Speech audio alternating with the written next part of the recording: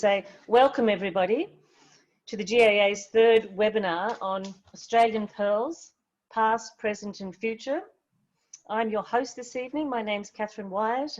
I'm the Federal Publicity Officer, located down in Melbourne, aka Plague Central.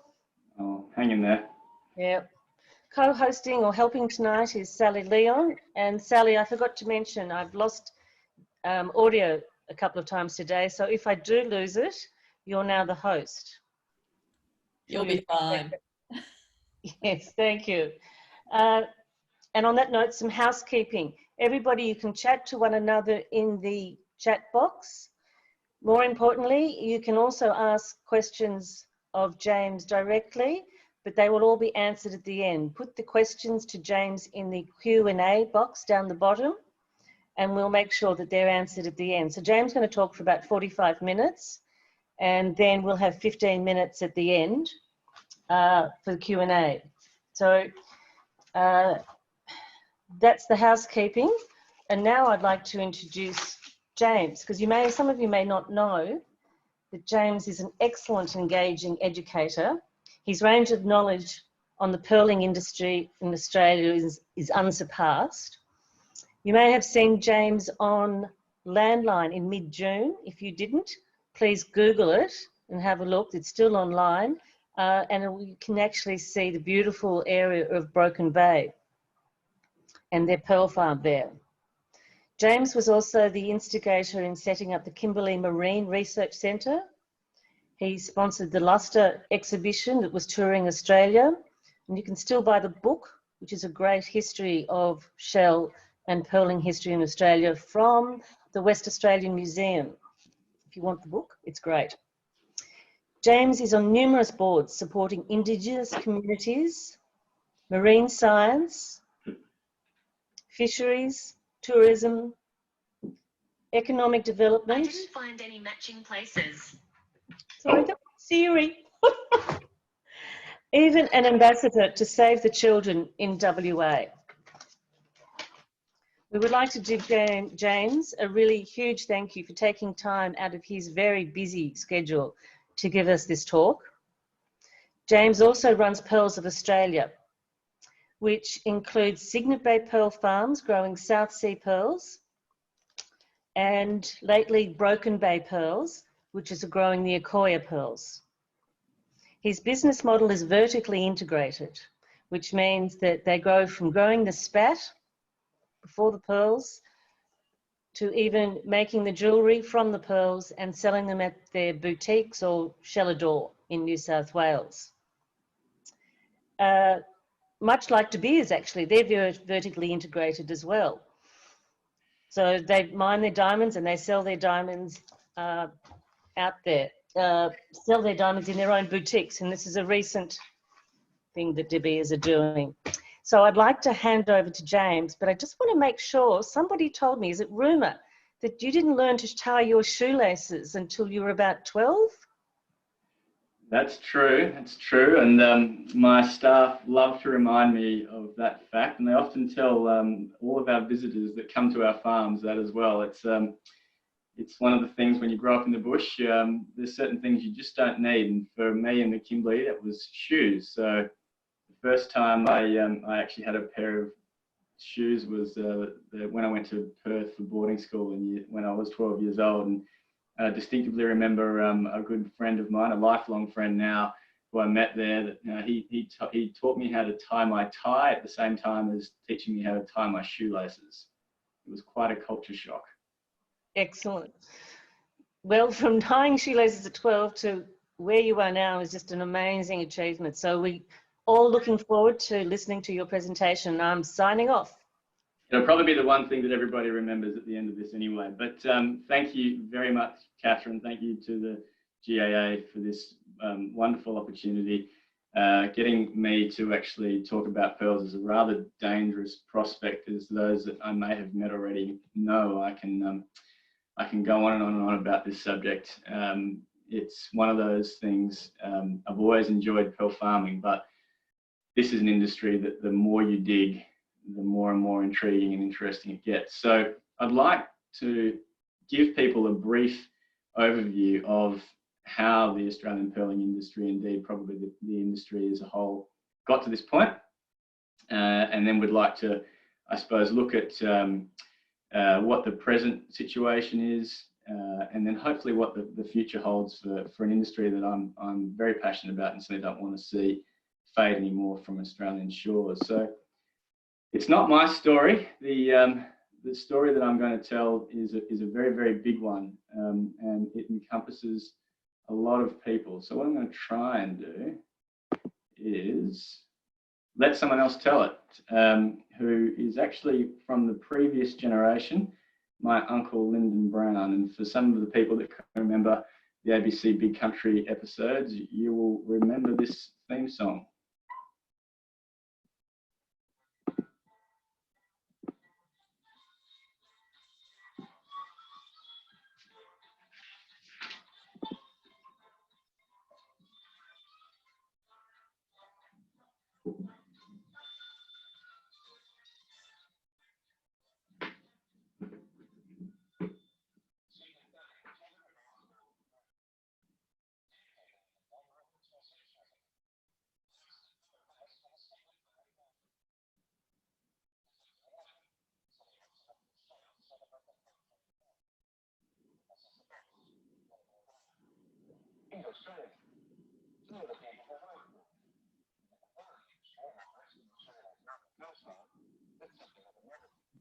James, if you're playing it, we can't hear it or see it.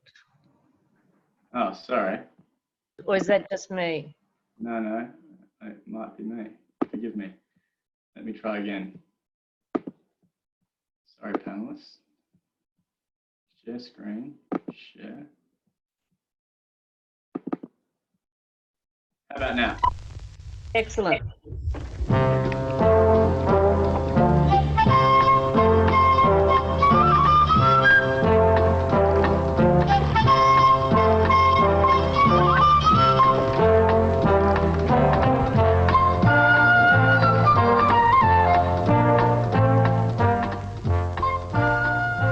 Cygnet Bay, 200 miles north of Broome. Dampier landed here more than 2 centuries ago, and now it's the home base for the Cygnet Bay Pearling Company.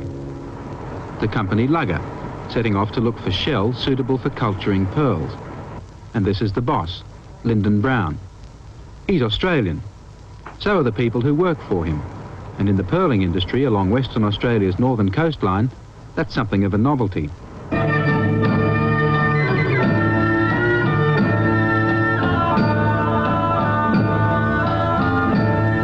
The Lugger Fleet of Pearls Proprietary Limited, the biggest cultured pearl outfit in Australia and one of the biggest in the world. The shareholders are American, Japanese and Australian, but the company is run by the Japanese. After all, they've been culturing pearls now for nearly a century. So I'm sure everyone got a kick out of that beautiful music. They got it slightly wrong. The Japanese hadn't been culturing pearls for a century at that point, but let's not get too hung up in that. I'll just fast forward a little bit here. By the way, if anyone wants to see this whole episode, do let me know. We'll try and Lyndon, you know they call you in Broome the millionaire in the bark hut. Yes, I have heard of this previously, but it's not true. I mean, well, it's partially true. We live in a bark hut, but we're certainly not millionaires. Well, first of all, why do you live in a bark hut? Well, the time when we built this, we had plenty of time and no money, so they were cheap.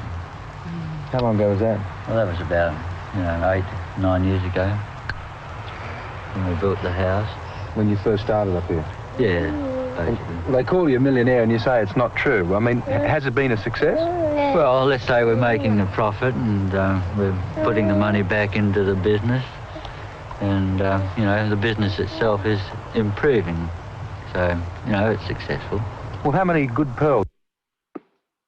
I'll leave you hanging on that bit for a bit.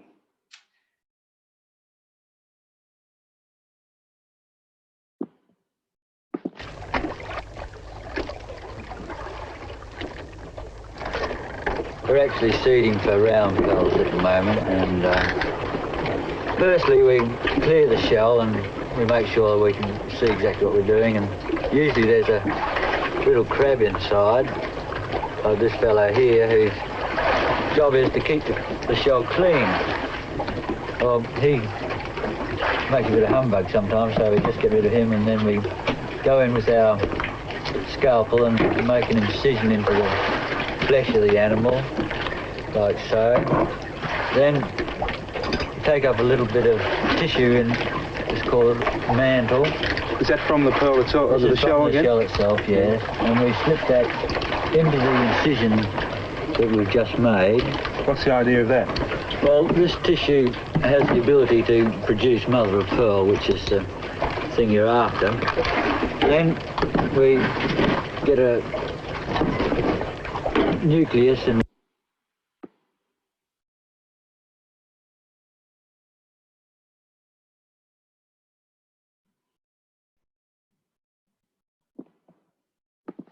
unfortunately, there was a bit of a misunderstanding, but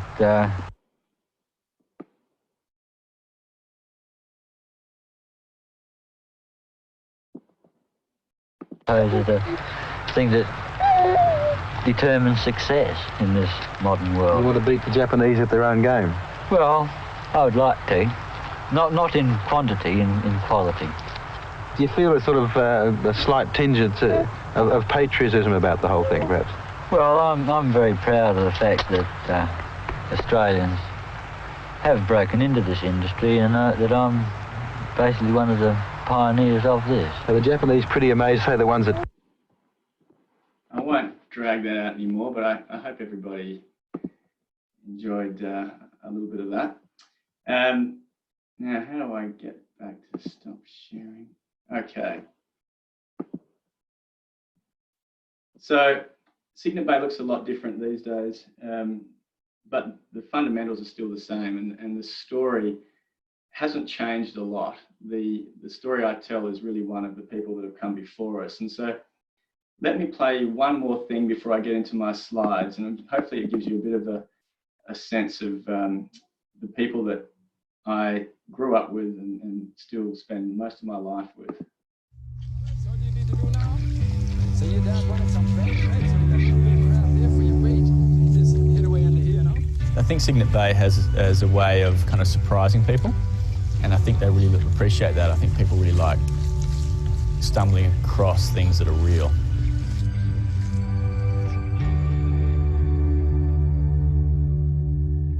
Location-wise, we're probably in one of the most beautiful spots in the world, and still pretty much untouched out here. Being in the peninsula and always connected to country. I'm back home, so I'm definitely living the dream. Come on, fellas. So Cygnet Bay is a pearl farm. It's actually the original entirely Australian-owned and operated cultured pearling company. My grandfather started working with Terry's great-grandfather when he first came up this way, and he was one of the elders from the area that they got on with really well, and we've all been working together ever since. So I've lived at Cygnet Bay for the majority of my life. My mum and dad came up and joined the family business, and my sister and I came along a decade or so later. Now, the whole thing was about creating a sustainable community, and they really achieved that. To be honest, I sort of thought that this is the way Australia was, that most of it was Aboriginal people and there's a few white people, and it was a bit of a shock when I went to boarding school and found out that it wasn't like that. When you grow up in the Kimberleys, it's a long way from everywhere.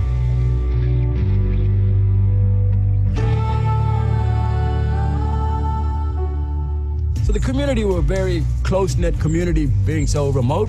James pretty much grew up at my place, My mother would always have to chase him away late in the afternoon when the sun going down, because James would always want to stick around and just wait for that damper. Yeah, take his piece of damper and he'll head home. It was amazing, amazing. Oh, it's the best bread I've ever eaten. The whole pearl farm was basically our playground, so just getting into mischief. It was James more leading me. He'd probably say otherwise, but that's the way it was. Yeah.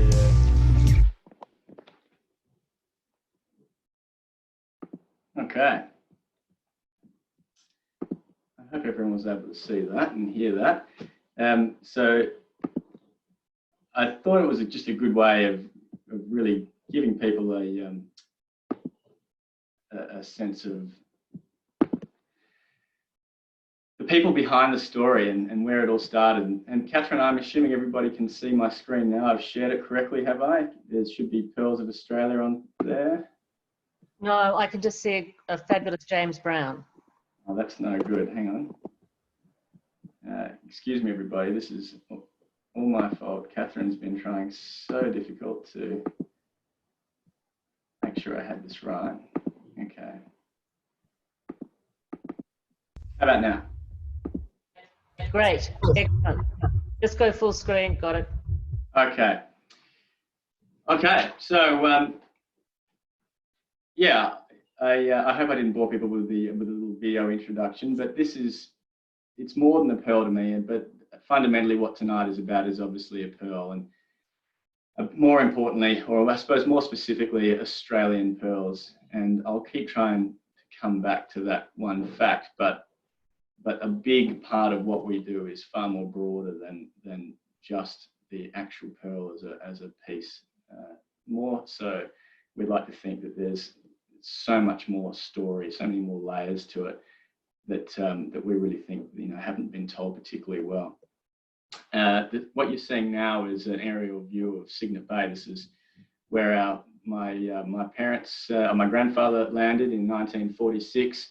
If you can see to the right-hand side, there's a yacht under sail, and then there's some vessels kind of in the middle of the bay there. That's the anchorage. This is a natural harbour of the area of the Kimberley, 200 kilometres north of Broome, and so it had attracted people there for a long, long time. And what's unusual about Cygnet Bay is that it's had continuous pearling activity across the entire Australian pearl story. And if there's one thing I would like people to take away from tonight's presentation, is that the Australian pearl story has three quite distinctively different components, equally as intriguing and equally as important in the pathway to where we got today, but in their own right, very, very differently. And we'll walk through those. One is the cultural use of pearl shell. The next was the shell in the modern industry or the modern world, post-settlement, used just as a textile.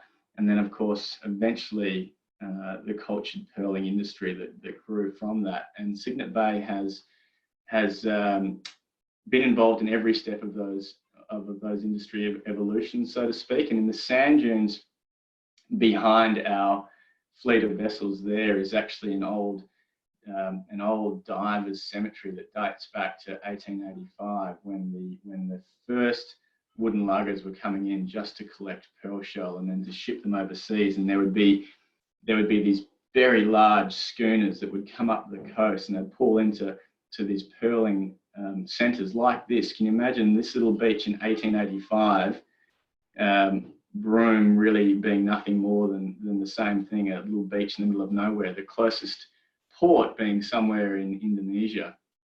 It was extremely, extremely remote.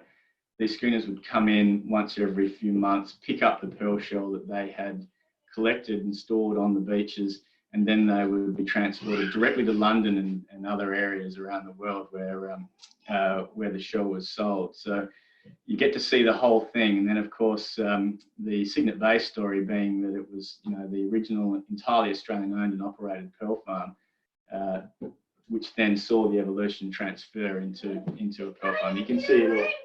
Oh, excuse me, my baby's walking at us. Okay, can you take him back to mommy? Yes. Oh, Catherine, sorry about that.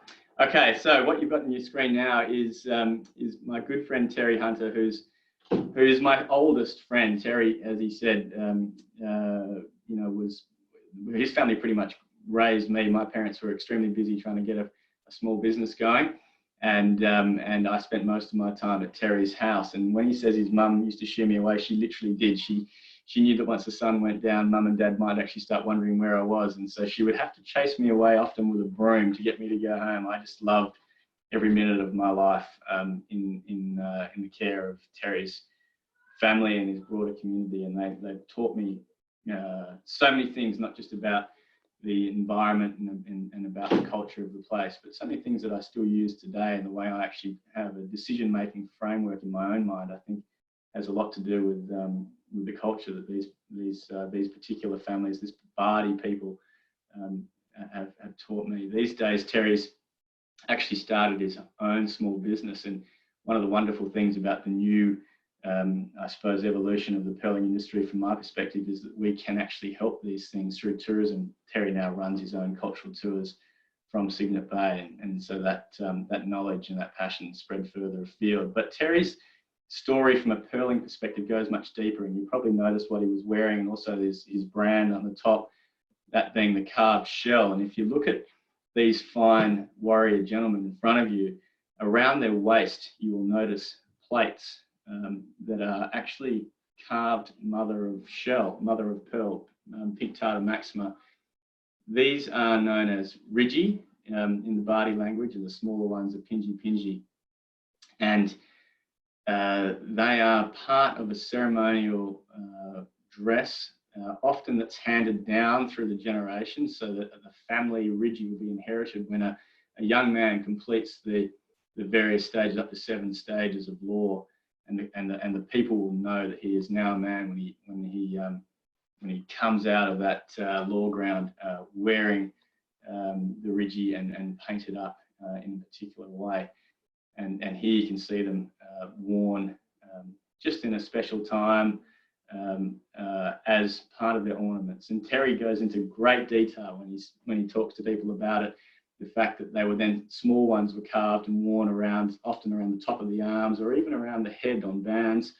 And he loves kind of explaining the fact that for thousands of years, the pearl shell was actually used for jewelry for men and not women. And that it's really all about men getting dressed up. So for those people that believe in male jewelry, it's been around in Australia for a long, long, long time.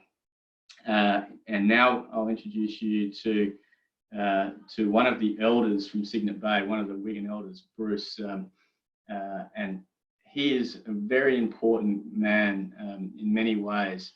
There's been only probably a half a dozen elders that have maintained this ancient art of ridgy carving uninterrupted through the last 100 to 200 years, which for me has been very, very important. The oldest ridgies that have been dated by the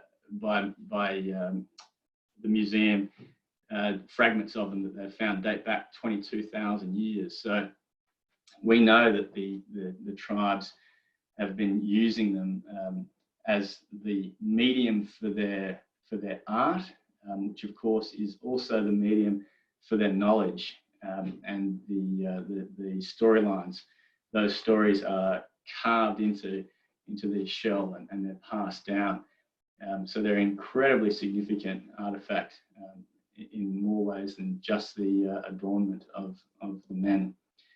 And to that point, I really like to think of this as an industry. And if you look at the green shaded area from Broome to the north at Cygnet Bay, that shows you the tribes that really engage in this practice. And there's about 8 language groups, from the Bardi people down through the Nyunyu all the way to past Yaru in Broome, and then down to the southern groups, the Kurrajari mob. They would all collect and carve, and then they would trade across Australia. And keep in mind, the anthropologists were able to create this map not that long ago, so well and truly after settlement and after the interruption of all these cultural practices. I suspect that those trade routes would have actually gone all the way to the East Coast if we had been able to map it earlier.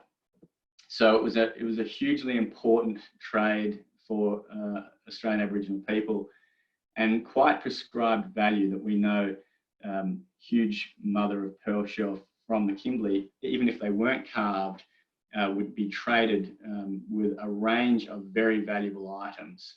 So even up to the Arnhem Land area, even though you think that pearl shell like this typically grow in the tropical areas, and yes, you can find them throughout the whole northern Australia. Obviously, their abundance from Broome and their size from Broome was even held as valuable back there, and they would be exchanged for these carved spearheads and a whole range of other things. It's quite incredible. And desert tribes would consider them a rain-making instrument. Some of the other tribes would consider them a healing instrument.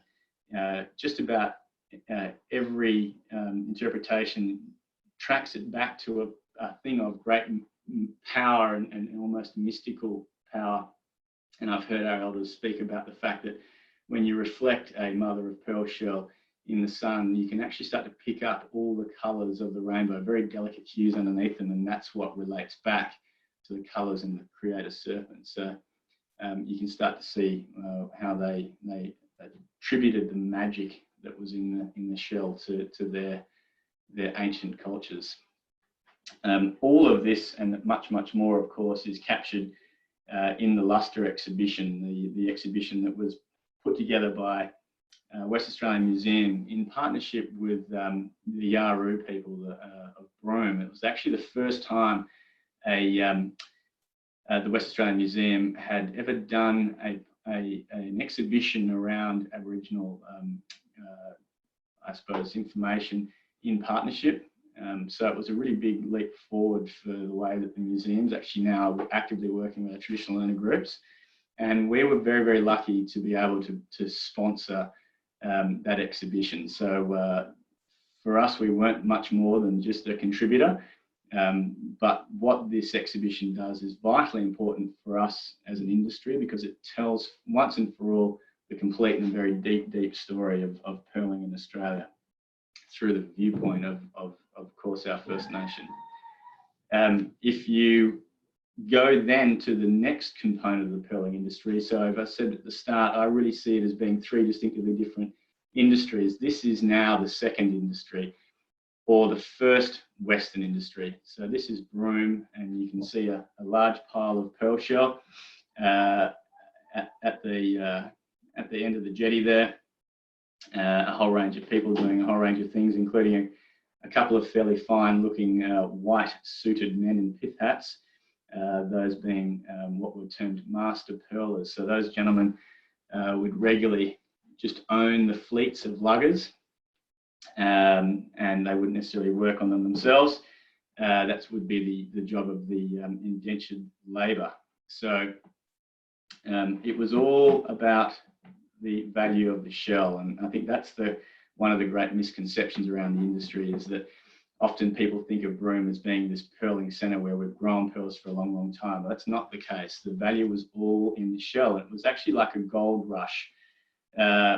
Once the shell were found by the settlers, I suppose you would say, and the way they did that was actually by the pastoralists noticing that the Aboriginal people were wearing these things. And of course they said, well, hey guys, where do you get them from? And they said, they're down the beach. So they went down there, and then suddenly they could collect enough of this huge shell to be worth literally a fortune.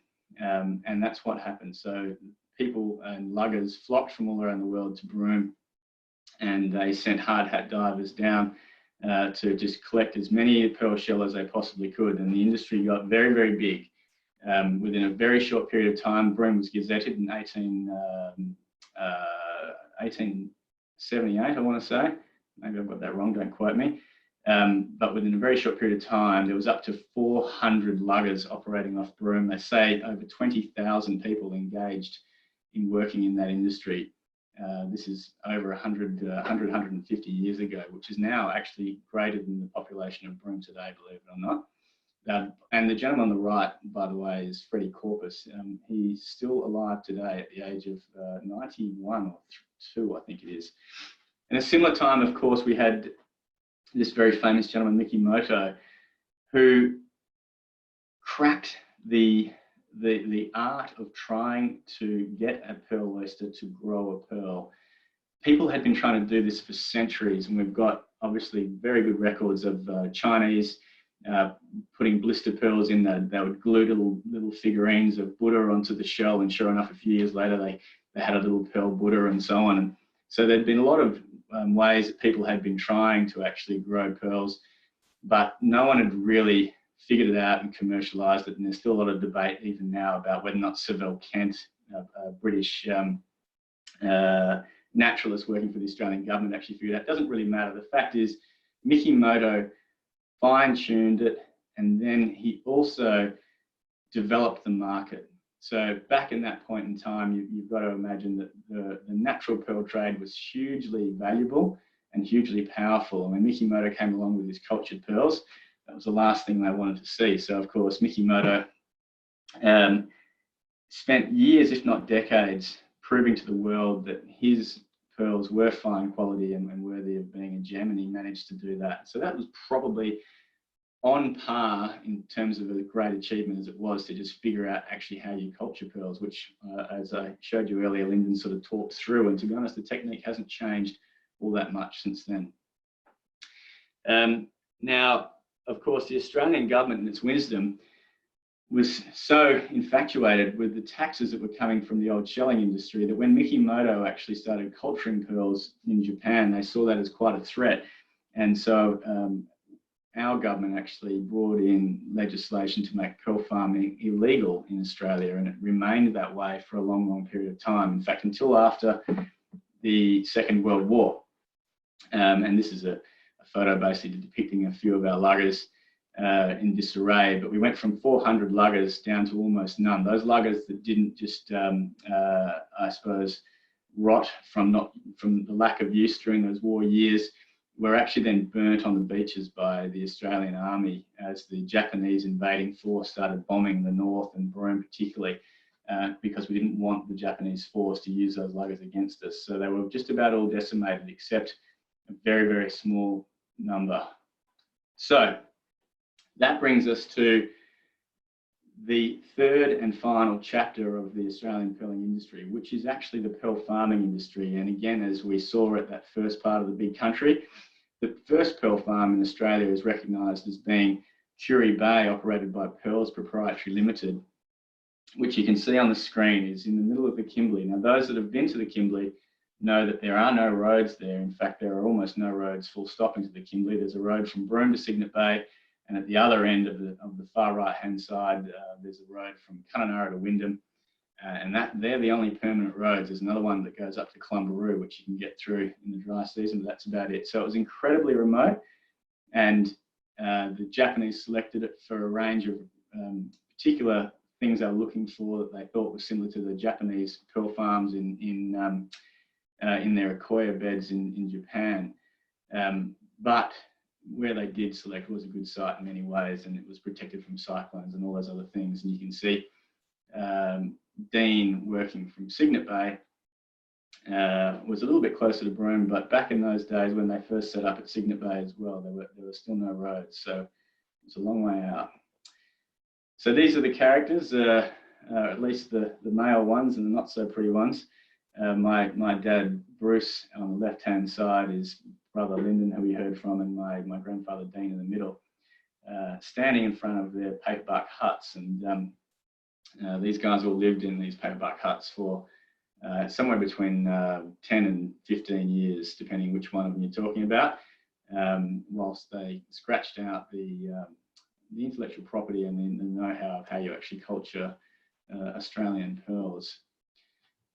And so in the 60s and 70s, it's this very unusual period in time where Australia's I suppose reconciliation pathway was still not really well progressed. At this stage, Broome was still operating under a common gate, which meant Aboriginal people were not allowed to enter the township of Broome unless they had a permit, and certainly not after there was curfews at night and so on and so forth. And it had a very structured society where white people lived in certain areas and then the Asian quarters and so on and so forth.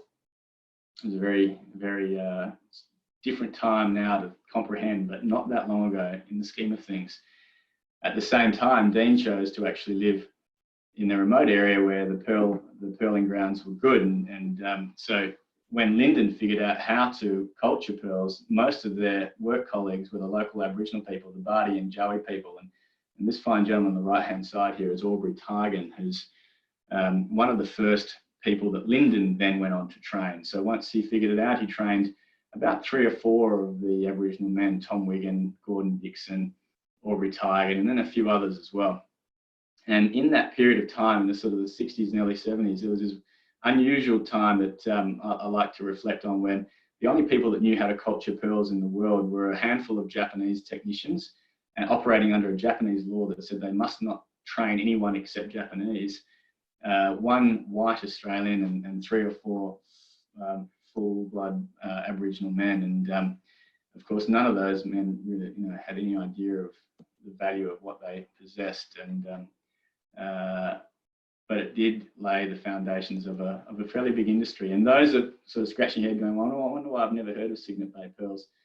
If you dug up any of the archives in the late 50s, 60s, or 70s, sure enough, you'll find Cygnet Bay. And then once the industry got really rolling and everyone was making money, the story goes quiet, because almost every Australian pearl was, of course, wholesaled internationally, and that's the way the industry worked for a long, long time. It got big. By any stretch of the imagination, the industry got large.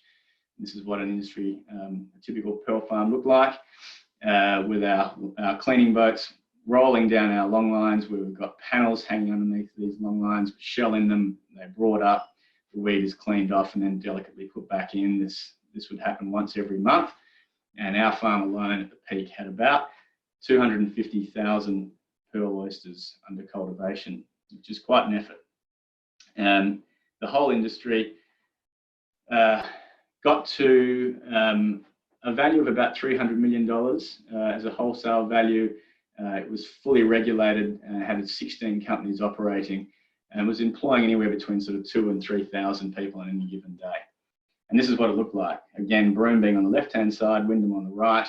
The yellow marks are pearl oyster leases, and Cygnet Bay you can see just up on the left-hand side there. But basically, pearl farms dotted through this incredibly remote Kimberley Coast. And the West Australian seascape and landscape works perfectly for pearl farming. This coastline, with its complex nature, allowed farms to grow in areas that were sheltered from cyclones and devastation.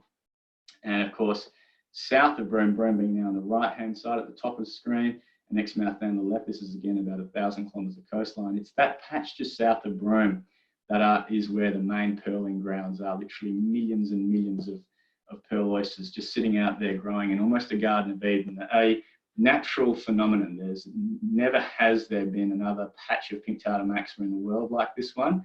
Never will there be again. But this one being not just a coincidence, but very, very logical reasons why. The geology of the area is flat, and it's the bottom is relatively flat with corals and such. And then, of course, these are filter feeders. So our pink tartar maximum being able to filter up to 150 litres an hour when they're fully feeding. And of course, that means that they need a huge amount of nutrient, and the world's largest tropical tides that we experience in Broome is just what you need to help bring that nutrient to you if you're a gigantic pearl oyster. So this is what it was all about. The virtues of pearls, they were graded in typical fat way, and I'm not going to tell people how to grade pearls, I'm sure you all know, but Australia was all about size, and size, the larger your pearl, the more you get, and even today that's still true. And then of course we had lustre, your surface marks, shapes. I really love this one as well, because as you notice top to bottom, that every shape actually has at least one line of symmetry except your baroques. And if you look at the bottom, the circle pearl, it really starts to sort of clearly demonstrate that what's happening whilst our pearls are growing away in our pearl oysters is something to keep them symmetrical. Now, if you're a biologist like me, you quickly relate that to the anatomy of the oyster. And so, of course, it turns out that our pearls are spinning whilst they're growing. And it's in fact the effect of muscles and other things around them that cause that shape as they grow along. So the circle pearls I just love, because it clearly shows you how the pearl is spinning like a potter on a wheel. And of course, last, our colours, which have we spent decades trying to figure out how to control colours, and we finally did it. Now, we got really good at it as well at Cygnet Bay. We were by no means the largest pearl producer. We had never had that kind of ambition, but we certainly tried to create the best pearls we possibly could. And in 2004, I was lucky enough to harvest this pearl, along with a lot of other pearls like it. And we still think that it's the largest fine quality round pearl, white with a pink hue, that's ever been grown. And we still have that in the family collection and display it in our Broome showroom. So I'll just try and breeze through these fairly quickly, but how do we actually grow pearls? We can catch them from the wild and then bring them back to our farms and seed them, or we can actually then grow them from hatcheries where we can breed them when they spawn and grow them for 2 or 3 years before they're big enough for us to seed for pearls. If you've got a really productive, healthy farm site, you can harvest that pearl after the first pearl's grown, and you can reseed with another nuclei and potentially grow a second, potentially even do that 3 or 4 times back when the Australian industry was really, really humming. And that, of course, meant that we were utilising and farming pearl oysters for potentially up to 10 years. Now, the current status of the industry, unfortunately, is not rosy, and most people already know that, but it's good to understand, I suppose, why. So currently, there's only 3 or 4 pearling companies actually investing in pearl farming in Western Australia, and 1 in Northern Territory. That's down from, as I said, 16, and there are a whole range of reasons why. I've listed here OOD, or production failure, and then market failure. So there's been 2 things that have happened concurrently, or at least in very similar timeframes. One was a mysterious disease that sort of came across the Australian pearling industry in 2006, and for those that can read here, it killed millions of hatchery-produced shells in the Exmouth Gulf. They say up to 3 million shells, triggered the 2nd largest aquaculture insurance payout in the world at the time, and then unfortunately kind of spread around, and then it's causing ongoing production issues for the industry. Now, the basis of the way the industry works, for those I thought this group might want to be interested in this, is we used to talk like this. We would say that if we grew a crop of pearls, on average, our pearls would be maybe 0.7 of a momme as an average first pearl crop. They might have been worth somewhere between 15, 20, or even higher than that, 20, 25,000 yen per mom. And that was the way we sold en masse. The second pearl's larger, but we didn't get the same type of quality, of course, because you're cutting into that same pearl sac. So every time you've got risks of creating some more imperfections, but you'd be looking for the 1.1 mom as an average for your second pearl crop. So they were bigger and worth more, and that would offset that. And so that's sort of the way the industry worked. And you know, there was this marked difference now between the health of the industry, the way it was now and the way it is. And OOD, as it's stated back here, we still don't actually know what it is. What we do know, though, is that since 1990, the sea surface temperature of the area we operate on has gone up by an entire degree, so it's a global hotspot. This is sort of rough costs of kind of what it takes to actually grow a fish, an oyster, about $30 odd to fish and seed, and then $40 to $50 to husband them on a pearl farm somewhere in Australia, and the second pearls and so on. So it gives you a sense of sort of what it costs. And so if your first pearl was worth around 15,000 yen per mom, maybe you're getting it, depending on the exchange rate, around the $200 mark. And so if your crop's good at 0.7, then maybe you're making, you're doing $138 a pearl. If your crop's not good, then you're down to about the $70 or $80. And even if you didn't make production costs in your first pearls, often you would then start to be profitable in your second pearls. So the industry would be quite often not profitable until it was growing its second pearls into the 4th year. Now, of course, that's the fundamentals. There's been a lot of publications come out recently about this, and I found this one really interesting, which sort of pointed out that since 2009, there's actually been a 60% decline in saltwater pearl production globally, which is really, really interesting. And when I'm speaking to pearl farmers from around the world, I constantly hear this issue of how hard it is. The other side, of course, was the market side of it. So we started seeing myshuri creeping in and chemical treatments creeping in through Chinese freshwater pearls needing to be treated to make look really nice, which then sort of bled into low quality saltwater pearls. And frustrating from a pearl farmer's perspective, none of that being differentiated at wholesale markets in terms of what they were valued by. And of course, none of it being disclosed all the way through.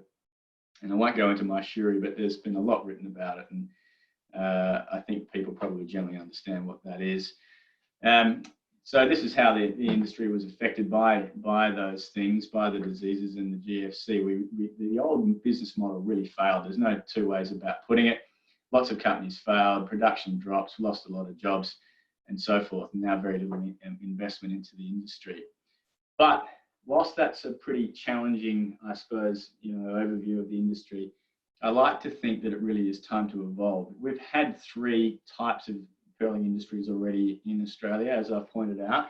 All of those still exist, by the way, in one shape or form. The cultural use and and practices still exist. In fact, is probably coming back.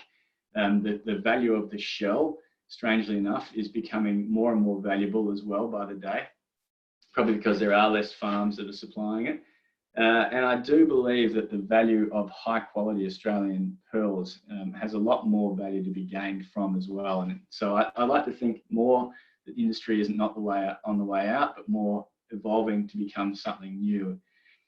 And I like this image because it really sort of, it shows you a few things. Firstly, this is the seascape in the Kimberley, and this is a huge reef that emerges from the water as the tide recedes, and this one we call waterfall reef. And pearl oysters are actually so close to reefs in the way that they operate from an ecological perspective and their ecosystem services. They are not only sensitive like reefs, but they also play a role in the way that reefs filter water, and so do oysters and oyster reefs. So as reefs are struggling with the coral bleaching and so on and so forth, I think it's very easy to relate that same issue of climate change onto the pearling industry. But because we can now breed our pearl oysters, I think there's a real opportunity for us to try and tackle those climate change challenges in some ways the same way as they are with coral reefs. And what I've been talking about for a long time is this idea of actually connecting people to pearl regions as such. And I'd love to think that that was the next era of pearl farming in this country and indeed the world, is that as the wine region has done. I remember when I used to drive down around Margaret River many years ago, there weren't many vineyards you could actually go into. There were a few. But of course, wine regions now over the last 30 odd years have become so integrated with tourism that the experience is really what drives the knowledge around the product. And I think that the pearling industry is perfectly primed, and the aquaculture industry perfectly primed to go down that same path. And this is the type of snapshot that that not only we have, I suppose, on offer at our pearl farms, but what I believe that this sort of pearl region would hold. I mean, a whole range of different ways people engage with not just the product, but the ecosystem that drives it and the people that actually stand behind that. It's a really unique art form. So this is the type of value proposition that I think the future of the pearling industry can attach to the product through really connecting people with it, that it hasn't been able to do. This, it's been, to my mind, it's been really unfortunate that consumers couldn't know exactly where they came from or what they've been through or who was doing what and the culture behind those people and so on. And I think the provenance of a product is not just the rich and famous people that wear them and then on-sell them, but indeed the people and the environments that actually forge them in this incredibly rare way. And that's something that I think we can do.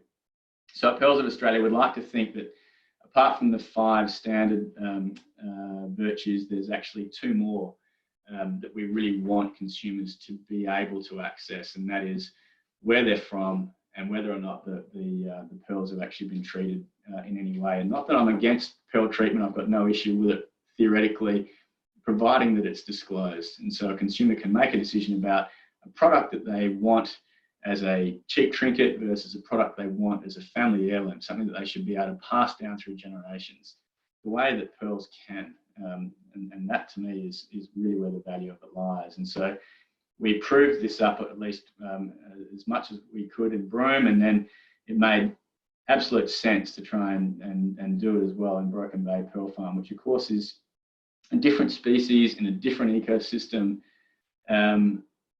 but still with the same virtues. We've been working with Macquarie University, and there's an article in Gems and Celeste will be able to tell us in one of the magazines that highlights the work that Macquarie University did to really interrogate the Broken Bay pearling crop, and shows that compared to the global Akoya crop, which majority now is Maishiri and quite thin, unlike the way Mikimoto started the whole industry, where the crop was thick and the pearls had a really natural, wonderful quality that's lasted to this day, as no doubt you guys would all be aware. Those original Mikimoto pearls were unbelievably beautiful. The Broken Bay crop, I'd like to think, is closer to those than the bulk of the commodity that's traded internationally these days. And of course, the other thing about it is it's very close to a big population, and we're lucky to have still a very pristine environment. And we connect people to it by partnering with the tourism industry. We partner with dozens and dozens and dozens of companies. This is one example. People can fly with the Sydney seaplanes to our farm. This is an old crop. I think it might even be Celeste Sands.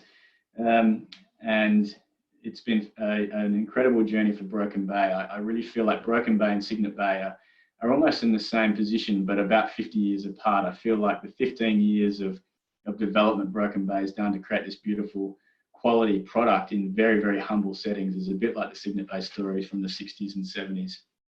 And today, of course, we now offer a whole range of products to try and get people to appreciate these at a much, much deeper level. And that's what we've done with a whole range of things that I believe a fair few people on the tonight have been involved in these, including, of course, the East to West, which is the ultimate kind of pearling voyage, where we start taking you through the New South Wales crop, and then we fly you over to Broome and take you through West Australian crop. Of course, this is pre-COVID, so let's hope one day we can all do this again and really start to get out there and explore. So that's my time, I believe, Catherine, and I'll stop sharing my screen now so that we can see everybody and maybe answer some of those questions. Where do we start? Thanks, James. That was wonderful. That's a lot of stuff that gemologists would never hear, because we normally talk about all the shell oyster names and get all really technical. So that was great to hear that history. I had no idea that the shell industry was so big. I knew about buttons, shell buttons, that was sort of what was destroyed when the plastics came along. Yeah. And I can attest to the beauty of Cygnet Bay. I actually went there with my family back in 2012. I didn't realize it was so long ago. I went back looking for photos, and I think my photos on a plane, if you can get there by plane from Broome, it's an amazing trip. And you just see so much of the Kimberley. It's beautiful. But I'm digressing, so I'm starting to gush about pearl farms and the beauty of it. The Gems in Gemology article you're referring to is Winter 2017. Oh, of course. Sorry. Volume L133. I can't read it, but you'll find it, Winter. And it's Akoya cultured pearls from Australia. We'd love to see an article for the Australian gemologist. Anyway, we'll move straight into some questions. So what are the actual pearl names that you are culturing in Broken Bay? So, as we said, it's the same species that Mikimoto used. It's officially Pink Tartar Fukata, and these, of course, are commonly known as Akoya pearls. But there are a range of different similar species, radiata and such. There's always been a few species that they kind of crossed over names and so on, but the new genetic testing now is getting much, much better. So currently, when Broken Bay started, they are actually calling it something different, because even in the 15 years, the genetic testing's got better and better. But yes, pink tartar foucata is what we're predominantly growing here. But here's one for all the gemmos out there. In my mind, if we can make this work for Broken Bay and this species of pearl in Australia, then we can make it work for black pearls and a whole range of other things as well. So I didn't mention that, but there has, of course, been lots of different pearl farms in Australia. Whilst we think of Australian South Sea pearls as being kind of the one and only pearling industry, there has been many Acquoia and black pearl farms that have started up and grown for some time in Australia, only to be fizzled out. So I think this next wave, this next era of pearling probably gives us an opportunity to actually start seeing different species farmed again, hopefully. So what species would you farm for the black pearls? Pink tartar margaritifera, which is found even probably in northern New South Wales, but certainly all through Queensland and Northern Territory, and then back down into WA. So right now, I believe that some of the farms near Brollis in Western Australia have still got some margaritifera, and also Acquoia. So there are other places, and certainly Sharks Bay, the Morgan family at Sharks Bay has been growing margaritifera over the years as well. So yeah, pearling is not as one-dimensional as the Australian South Sea pearling industry might have thought it was. Thanks, James. And Rosie Yang is asking, now that you have marketed Australian pearls as the world's best, purest pearls, actually, I'll go back to Helen Brown's question first. What happens to the natural pearls that you find? So in the big pink tartar maxima, they're so rare, we're lucky to find them, probably one in every 5 to 10,000. What happens now is when the farm team opens them, we know just by their location more than anything that they are a natural pearl, because they're not where we would normally do the grafting. So we actually photograph them before they're removed from the mantle, and then we just basically keep them aside. So yeah, slowly but surely, we don't sell them, to be honest. We just put them in the safe. Excellent. Rosie Yang's asking, why is it possible to put like a little chip in when you start culturing the pearl into the oyster, so it's got some tracking provenance? Yeah, that's right. Look, I think there's lots of different ways. Theoretically, you could help to bring tools into that chain of custody area, and believe it or not, but there's been research and development with putting chips into nuclei for many years. But for one reason or another, they've never stuck. It's been a really difficult thing to try and get the wholesale industry to operate with different tools and techniques, and that's why we've really kind of focused the first wave of Pearls of Australia's engagement to be at the consumer level. We want the consumers to be able to ask the right questions. If we expect the wholesale industry to change, it's a big ask.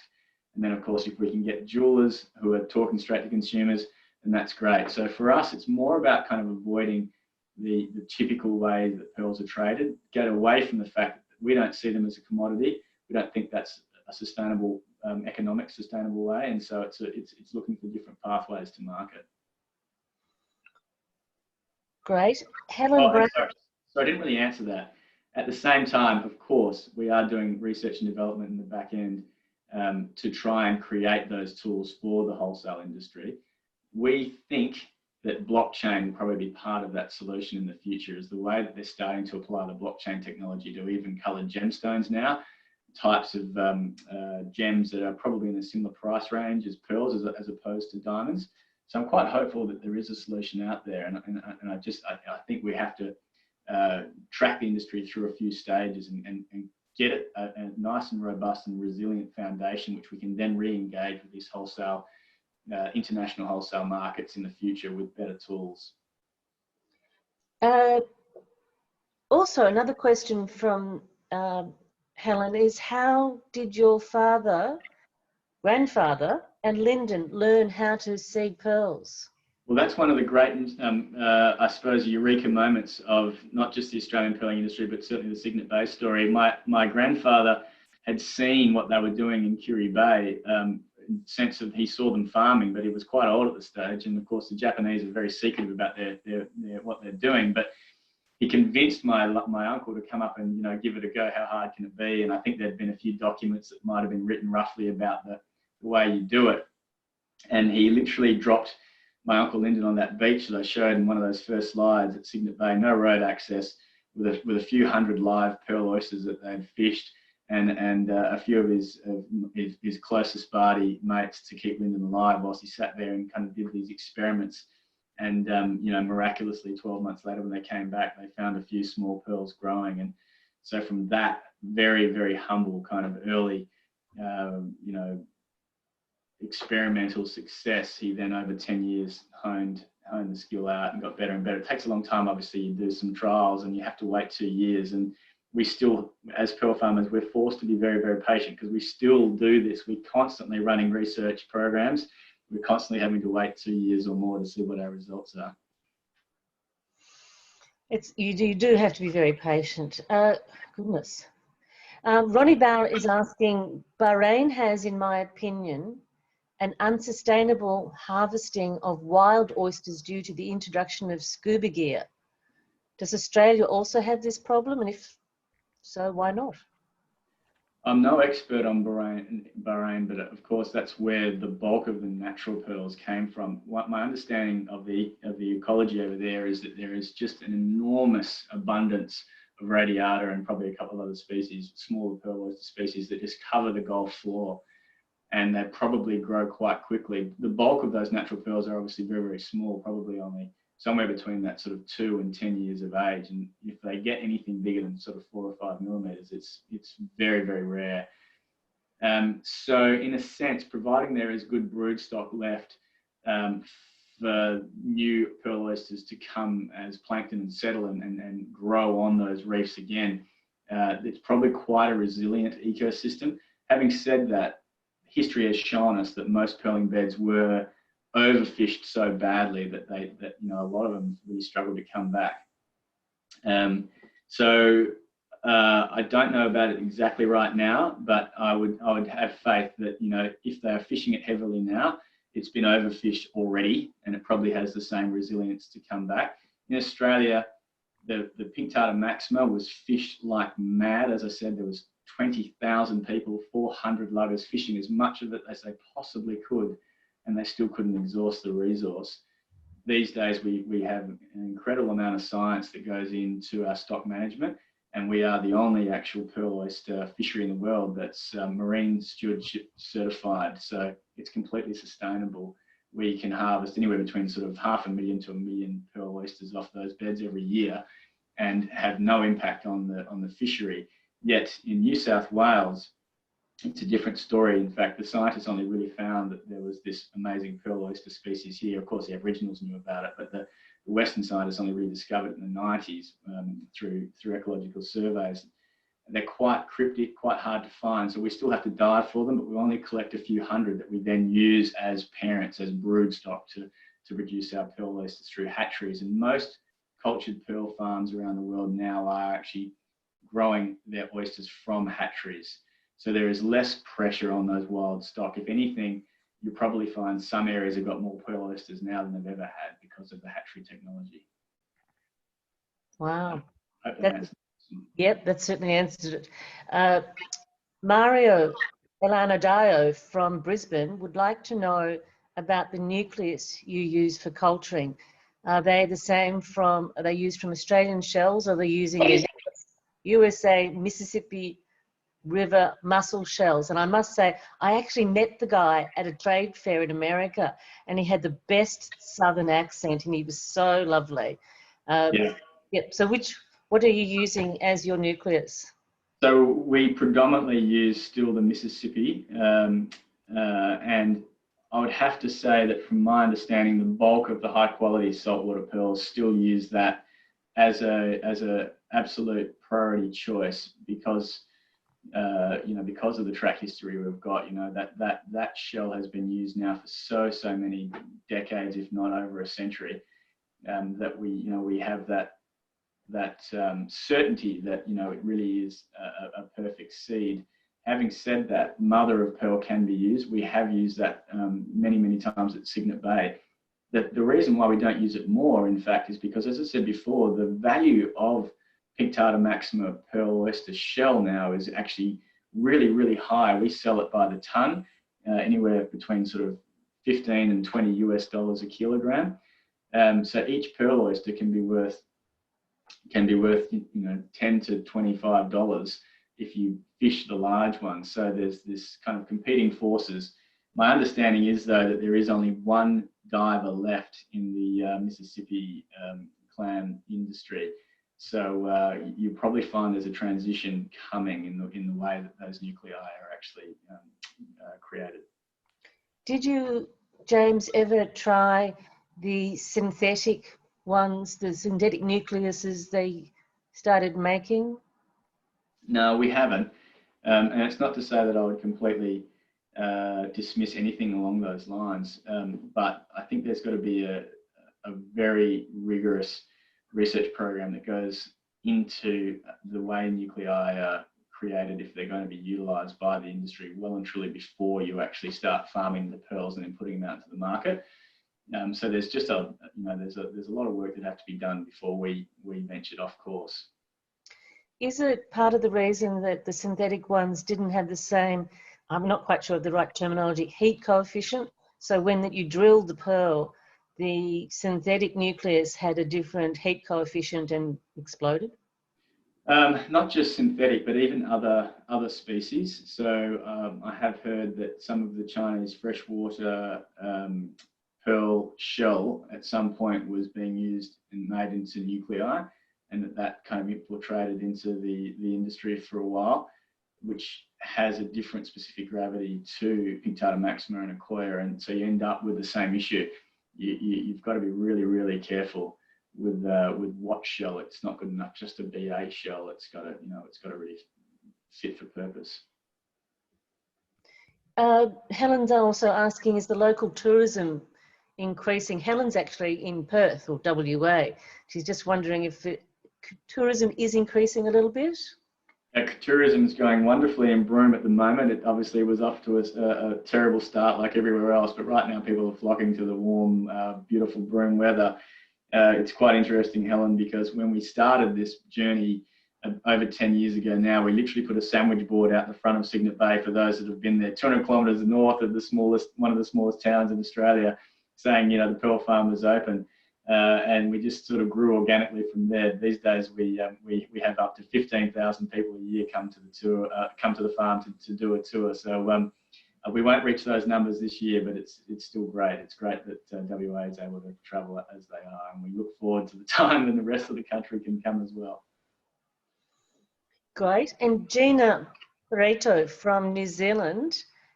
Gina's a pearl girl. I know Gina.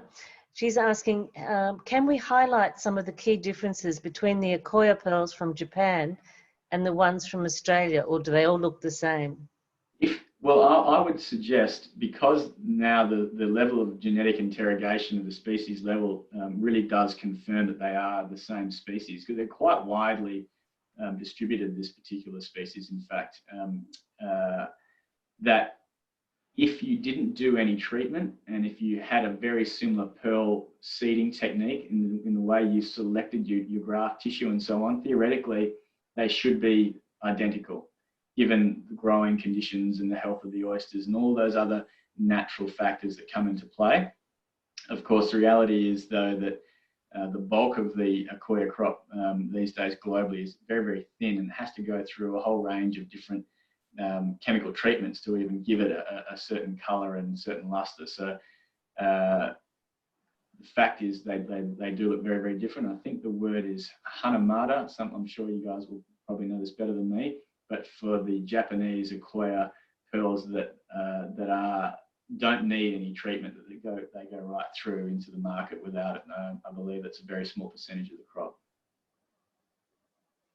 If it's not, and Mark Seddon from Melbourne, I think, is if it's not a sensitive company information, what percentage of Cygnet Bay harvest would come out round, drop, circle, baroque?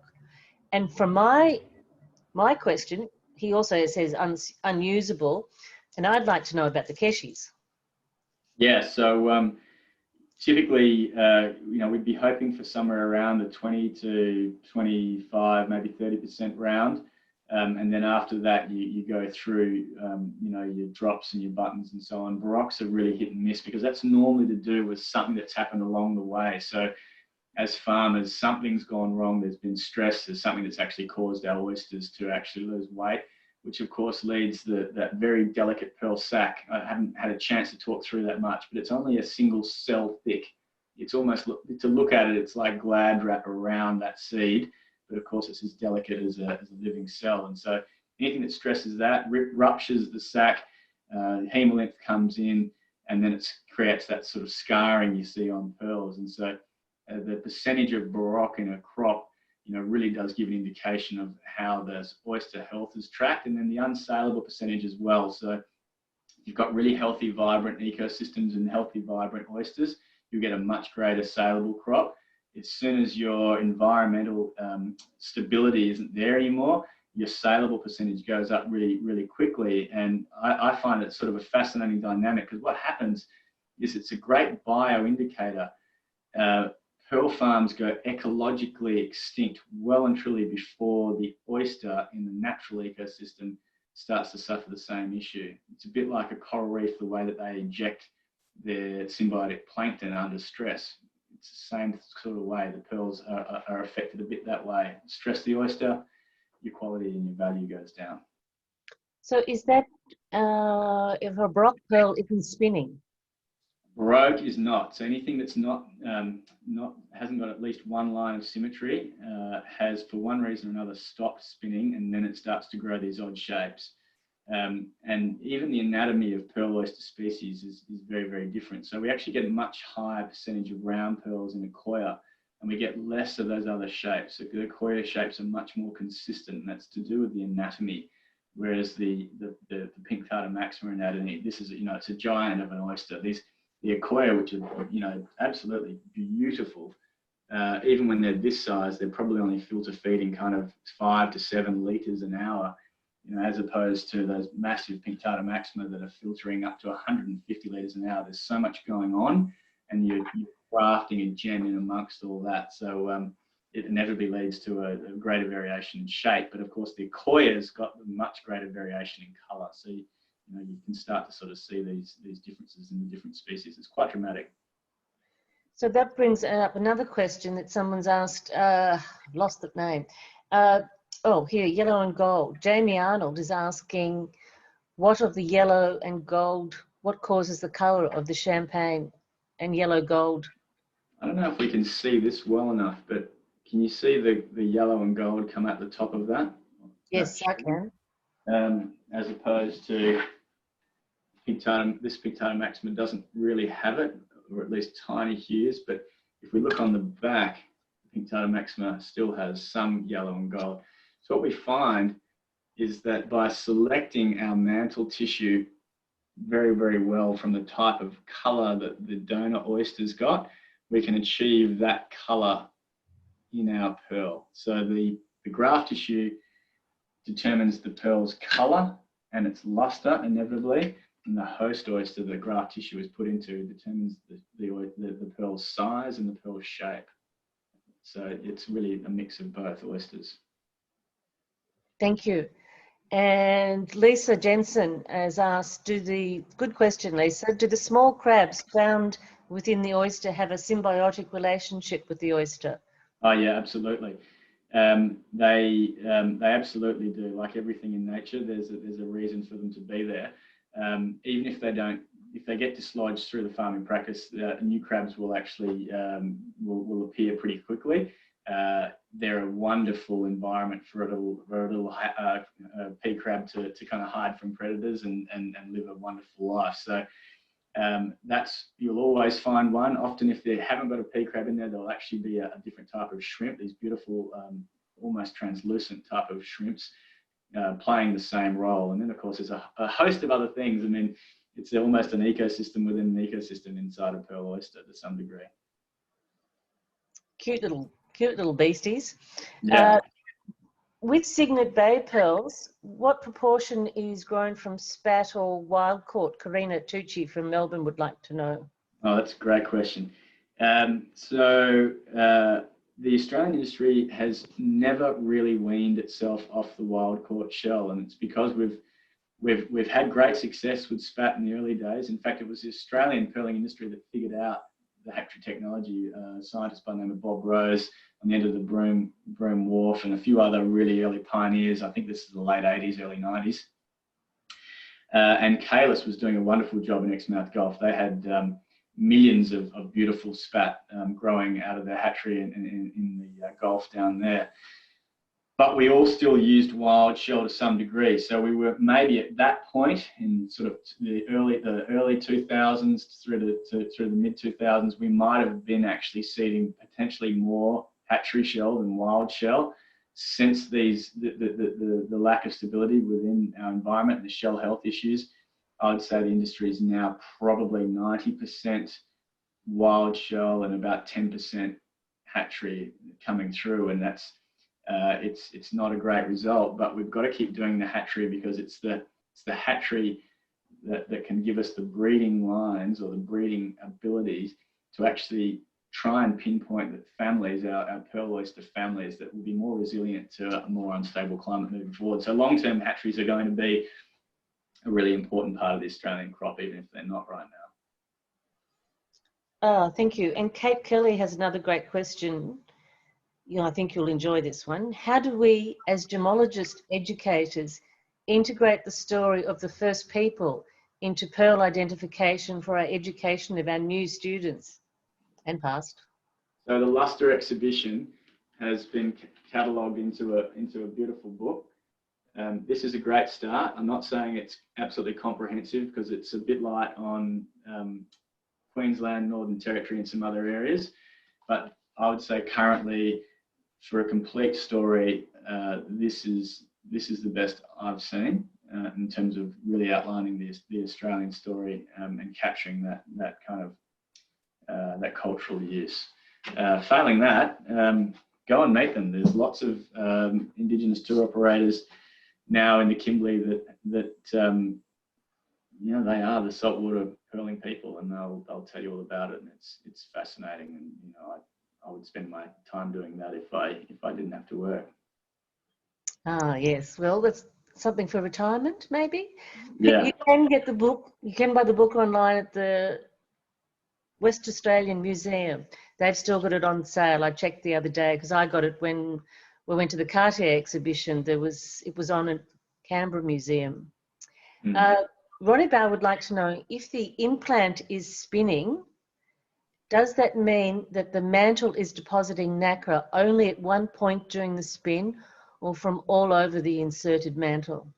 Yes, this has been the subject of great debate within the pearling industry over many, many years, and only recently was it confirmed through a research paper that the pearl was indeed spinning within the pearl sac. So no, you're right. What's happening is as that pearl is spinning, the mantle tissue, the graft tissue, is continuing to lay down layers of aragonite crystals in that area. So it doesn't wait for the pearl to come around again. It continues. And if you look at a circlay or a circle pearl with a deep mark in that pearl, often they look a bit like a comet, where the tail sort of tapers off and eventually comes back to the surface, as opposed to some other circles where the rings are concise the whole way around.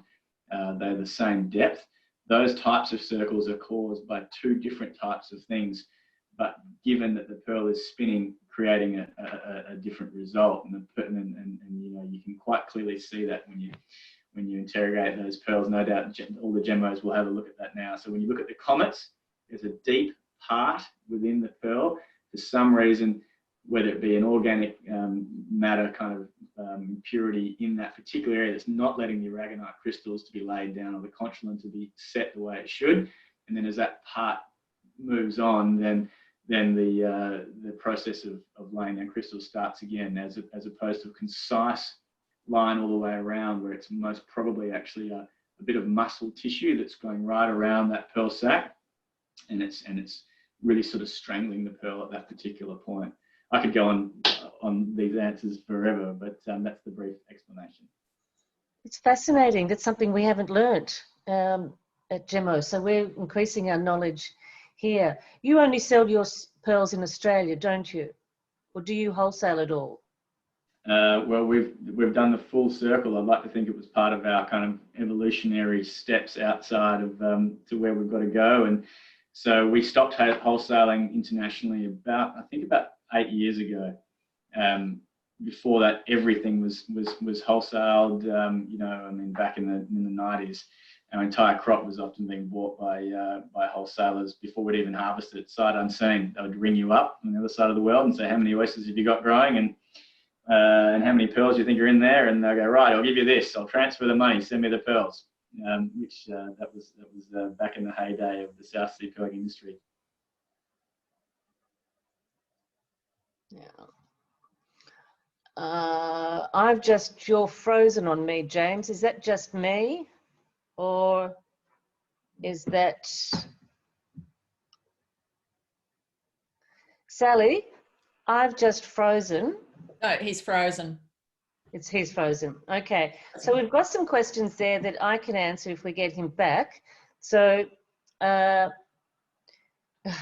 will have the recording up, and you can email me for a link to the recording if you want to do that. Now, my question and answer.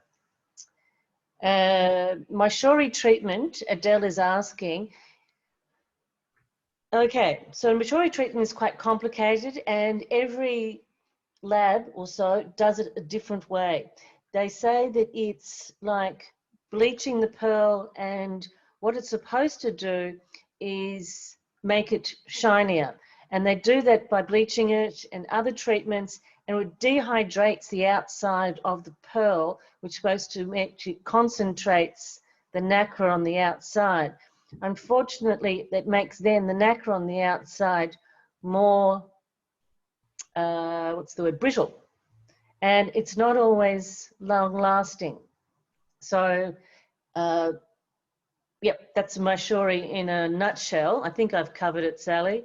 Are the Broken Bay pearls treated? No, that is part of their 6th and 7th virtue, is you can tell the provenance of them because they're doing vertical integration. They're going from making the pearl, from spat, to making the jewellery. So it's an unbroken chain. So therefore they know their provenance, and that's one of their virtues. The other virtue is that they are not treated.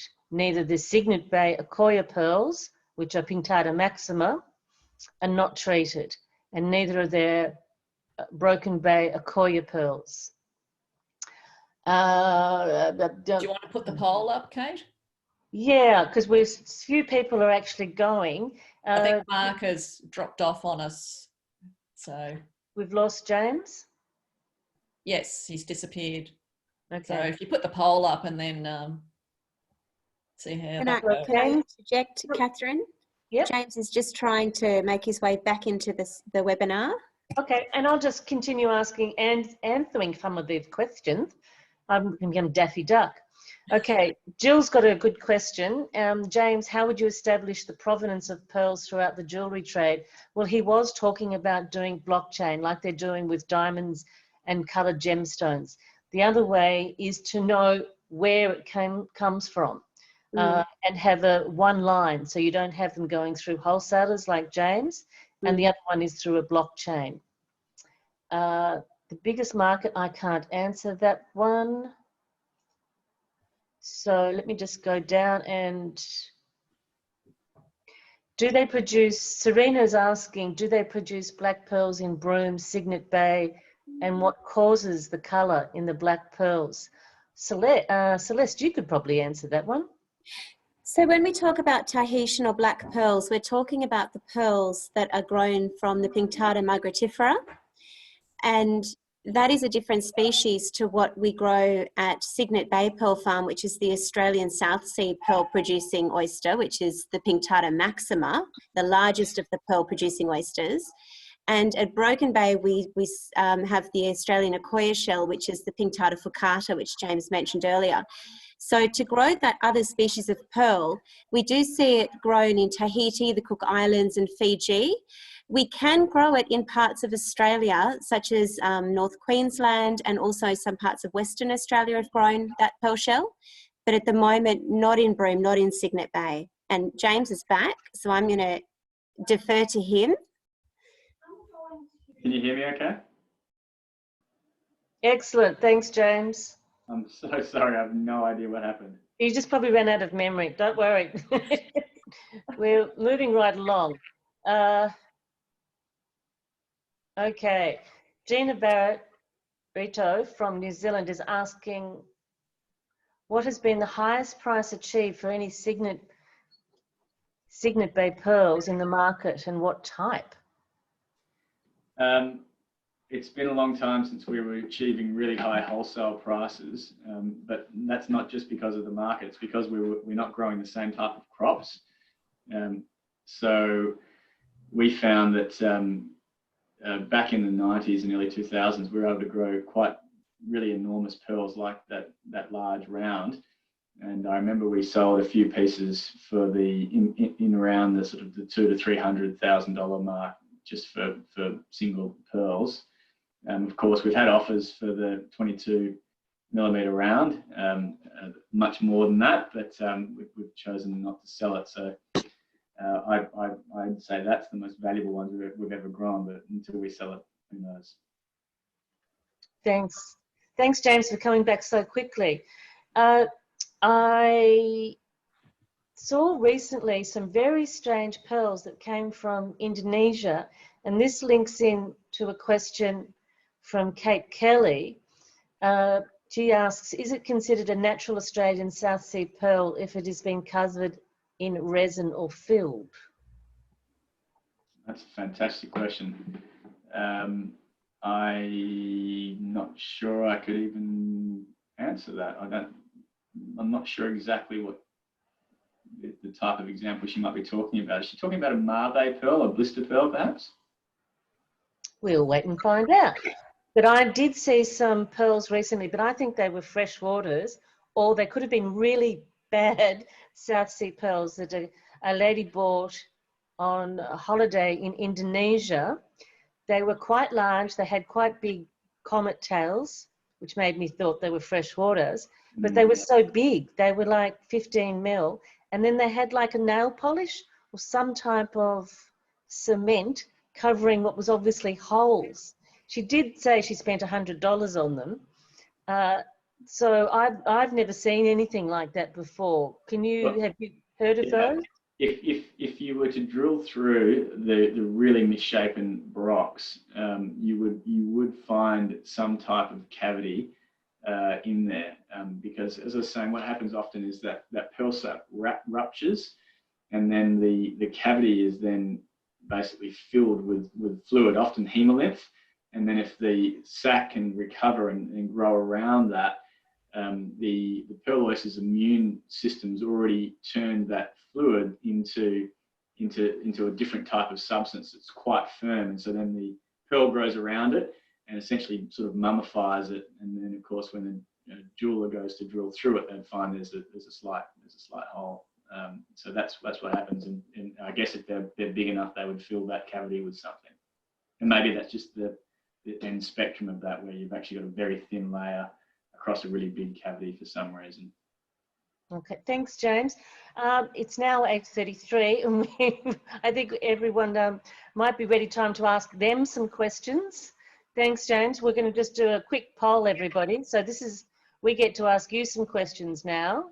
I've launched the poll, and hopefully you can see this poll, guys. And it's anonymous, so fire away. Can I answer? Can you still see the poll? I can, yep. Good, because I've just moved it to my other screen. Oh, so, no. I don't know if everyone else can see it. No, it looks, from the comments, looks like maybe no. Sally, can you see the poll? I can, yes. No, but it looks like... I cannot vote on it though. Question and answer. Karina and Mark can see it. Yeah. Karina and Mark can see it, so attendees can now see that poll. Maybe it just took a while.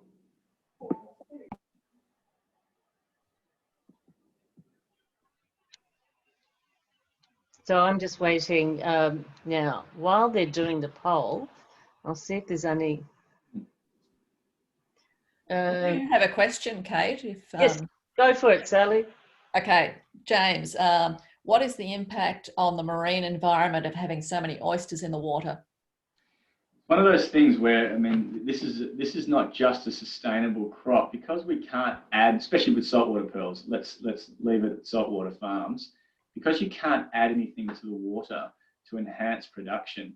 You are forced to this balance of stocking, whereby you can stock a farm to the point where the oysters are thriving and they have as much nutrient as they possibly could want to thrive, and then you'll get good pearls. If you overstock and your oysters go through periods of not being able to access the nutrients and they actually lose condition, as I was saying before, the farms actually go economically extinct before they go ecologically extinct. So there's this beautiful kind of natural feedback loop with stocking densities on most saltwater farms that just force you to go with what the environment can allow.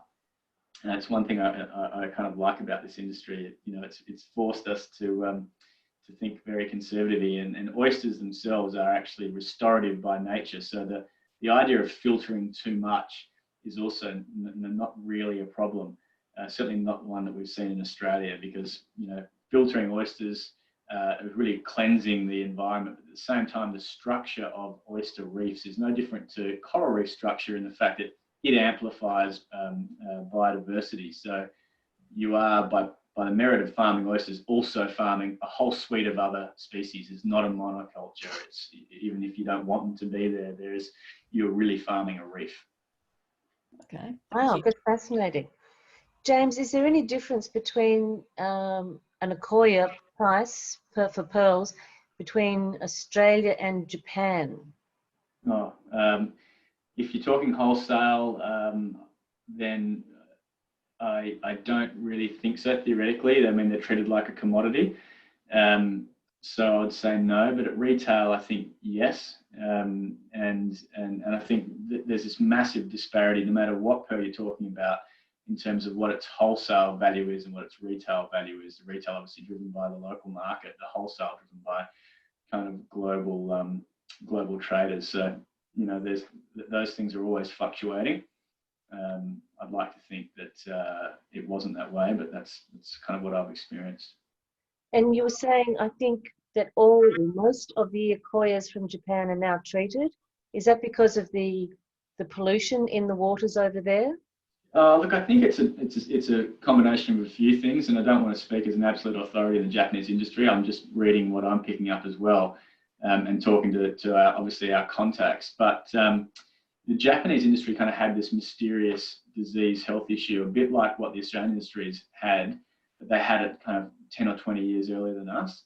So we went through this period where Mikimoto and all his other industry colleagues were producing just these amazing pearls that were worn, you know, in strands before the Second World War, to then, you know, in the sort of the 80s and 90s and so on, to really start to struggle.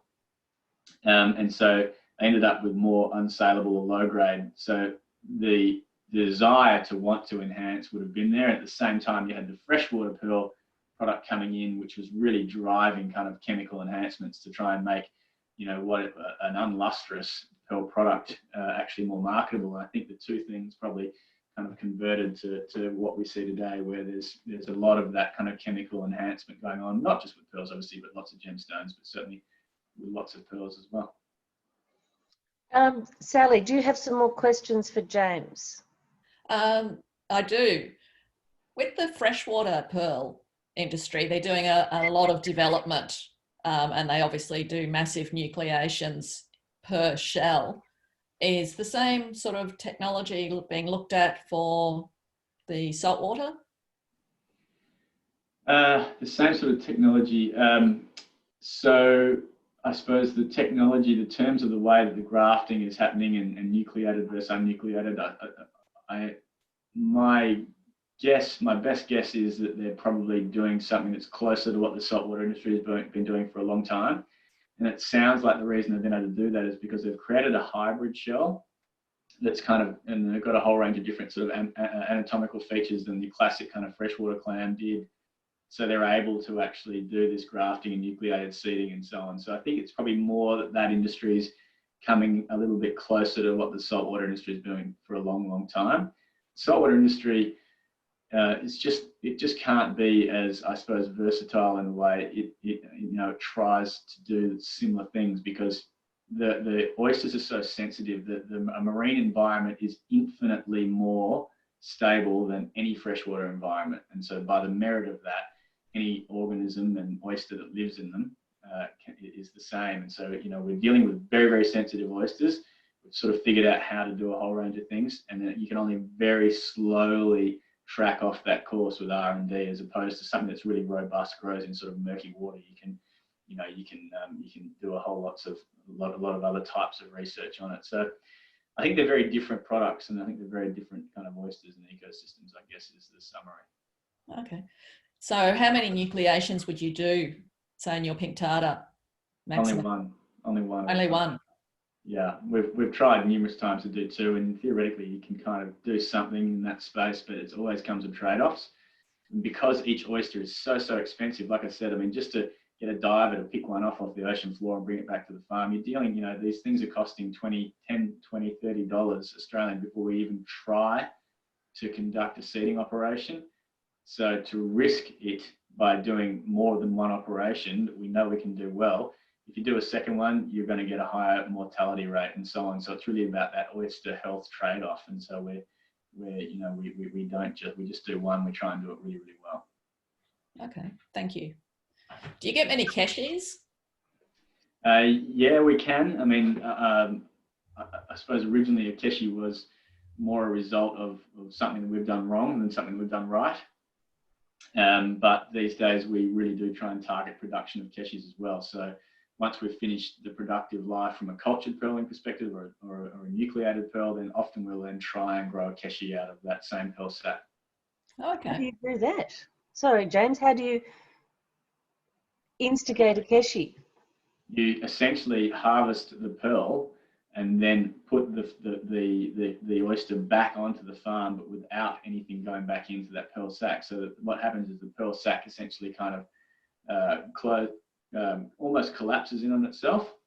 And what we've found over the years is that actually allows the cells, if they're not producing a really productive cultured pearl, it almost allows the cells to kind of recover, and you can still produce small, nice keshi. Excellent. Sally, do you have any more questions about? We should finish the poll and let James go and have his dinner. Yes, I think we should. Okay, so I'm going to end the poll and see how we all did. And we actually had some questions in here, guys. If you don't get it right, it's not a problem, because we didn't mention them in the actual lecture. So let's just go and have a look at this poll. So share results. Here we go. So we all know that an Akoya pearl is a Pinctada fucata. Great. James said that this question might be difficult, but no, just about everyone got it right. It's aragonite and organic matter. But you mentioned conchylite. That's part of the aragonite, or is that something different again? That's the organic matter. Excellent. So yes, we go Maximas, Pinctada maximas at Cygnet Bay, but you would like to grow the other two by the sounds of it. I could. Everybody seemed to get the Pinctada Margarita Ferra correct. Oh God, you guys got the 5 virtues down there. And you said, I've got shape in there twice. Sorry about that, guys. And the skin, what did you call it? The surface. I called it the skin. So yeah. Same thing. Yeah, absolutely. So guys, basically got that all right. You can't eat the meat if you're allergic to oysters. But apart from that, yep, you can. Oh, guys, you got that right. We did discuss it. You got a natural pearl. That's the most valuable type. And when did pearl farming start in Australia? I'm not sure I actually articulated that well, but of course it was in the 1950s. It was 1956. Yeah. So the 1890s, people would be thinking of the shell farming. Yeah? That's when the shell farming started? Well, it was not farming. It was just harvesting them. Harvesting. Thank you. We gemologists like to be technically correct, so thank you. Absolutely. Yep, and most people got that right. Pinctada fucata is the Akoya pearl oyster. It's not a mussel. A mussel is a completely different species. I think it's the word species. I don't know all the genuses of things. Actually, James, you would know. Is it a different species or a different... Genus and species, yeah. Okay, thank you. And lastly, your two virtues of Australian pearls are, yep, traceability and that the pearls are not treated. Great, guys. Thank you so much. You did really well on that one. I did share the results, didn't I? Yep. So I can stop sharing that.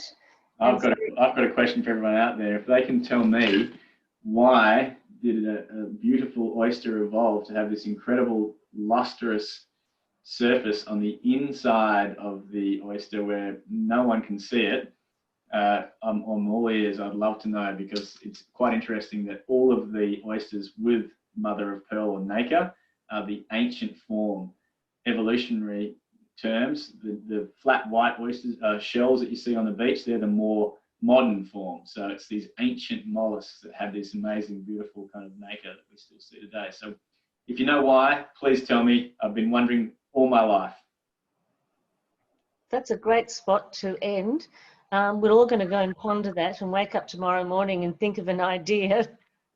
And you can email Pearls of Australia.